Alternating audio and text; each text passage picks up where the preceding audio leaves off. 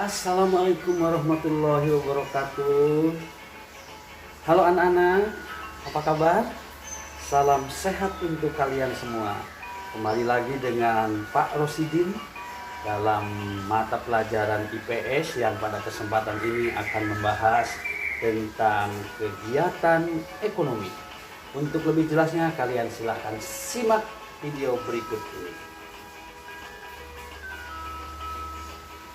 Baiklah anak-anak, pembahasan kegiatan ekonomi. Kegiatan yang bertujuan menghasilkan barang atau jasa untuk memenuhi kebutuhan.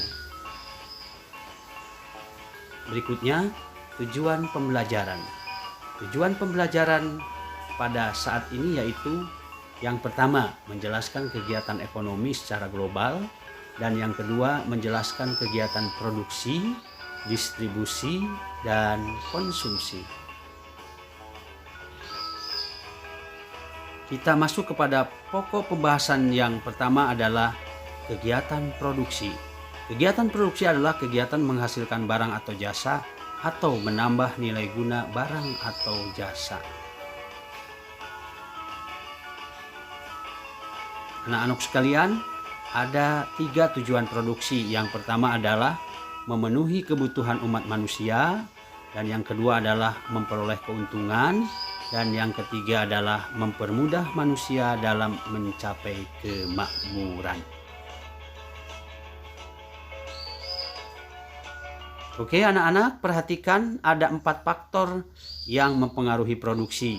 Faktor yang pertama adalah sumber daya alam atau SDA. Faktor yang kedua adalah tenaga kerja atau SDM. Faktor yang ketiga adalah modal, dan faktor yang keempat adalah kewirausahaan. Ini jadi ada 2 faktor produksi asli dan juga ada 2 faktor produksi turunan. Nah, anak-anakku sekalian, pembahasan yang pertama dari faktor yang mempengaruhi produksi ini yaitu faktor sumber daya alam. Faktor produksi yang disediakan oleh alam untuk mendukung proses produksi sebagai bahan mentah. Ada tanah sebagai sumber daya alam dan manusia dapat menggunakannya untuk lahan pertanian, pabrik, perkebunan, peternakan, dan lain-lain. Yang kedua adalah hutan dapat menghasilkan bahan mentah kayu, dan yang ketiga ada barang tambang. Barang tambang ini meliputi seperti emas, biji besi, ada juga minyak bumi, dan yang terakhir gas alam. Baiklah anak-anak, yang kedua adalah faktor tenaga kerja atau SDM. Adalah sumber daya manusia yang dapat digunakan kemampuannya untuk proses produksi. Tenaga kerja dapat dibedakan menjadi 3, yaitu sebagai berikut. Yang pertama adalah tenaga kerja terdidik. Tenaga kerja yang menempuh pendidikan formal, contoh dokter, guru, dan konsultan. Yang kedua adalah tenaga kerja terlatih. Tenaga kerja yang memiliki keterampilan terlatih seperti montir, sopir, dan penjahit. Dan yang ketiga adalah tenaga kerja tidak terdidik dan tidak terlatih, yaitu tenaga kerja yang tidak memiliki keterampilan seperti tukang sapu, tukang sampah, dan kuli bangunan. Ini dari faktor tenaga kerja atau sumber daya alam.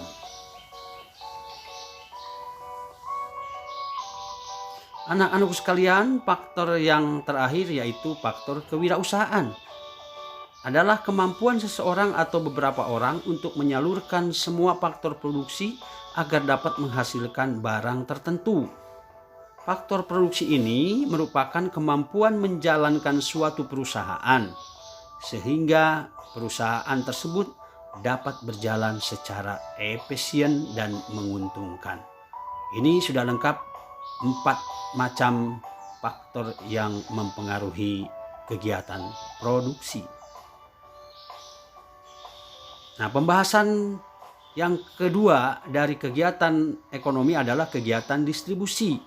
Kegiatan distribusi yaitu tujuannya untuk menyalurkan barang dan jasa dari produsen kepada konsumen. Contoh, pedagang, tukang pos, dan minimarket.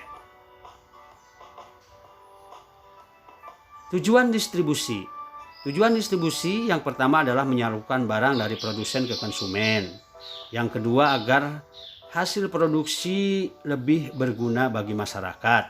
Dan yang ketiga adalah kebutuhan masyarakat akan barang dan jasa dapat terpenuhi.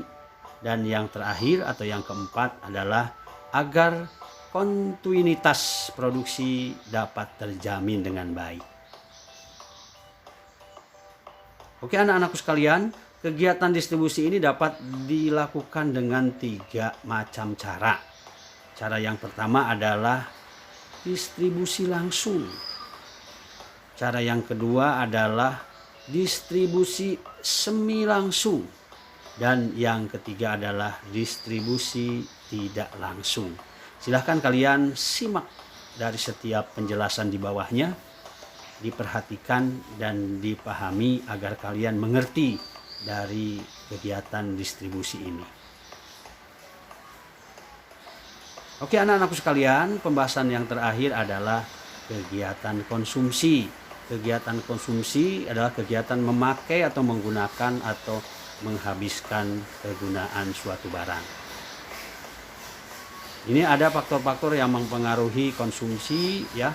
Ada 8 faktor, ini ada perbedaan pendapatan, harga ya, perkiraan harga barang pada masa yang akan datang, ada juga perbedaan selera, terus perbedaan usia, ada juga perbedaan jenis kelamin, terus perbedaan tingkat pendidikan, dan yang terakhir yaitu perbedaan lingkungan sosial, budaya, dan agama.